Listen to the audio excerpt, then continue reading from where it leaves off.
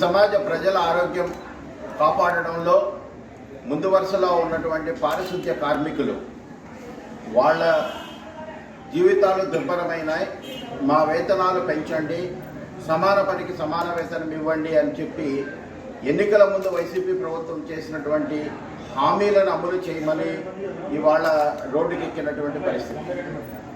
ఈ సందర్భంలో అత్యంత అవసరమైనటువంటి విభాగంగా దాన్ని గుర్తించి వాళ్ళ సమస్యలు వెంటనే పరిష్కరించకపోతే ప్రజల ఆరోగ్యాలకు చాలా ఇబ్బందిగా ఉంటుంది. నిరంతరము వాళ్ళు పారిశుద్ధ్యం చేయడం బట్టే ప్రజలందరి ఆరోగ్యం కూడా ఉంటుంది. కాబట్టి వాళ్ళ సమస్యల్ని యుద్ధ ప్రాతిపదికన తీర్చకపోతే కనుక ప్రజలందరూ ఇబ్బంది పడేటటువంటి పరిస్థితి.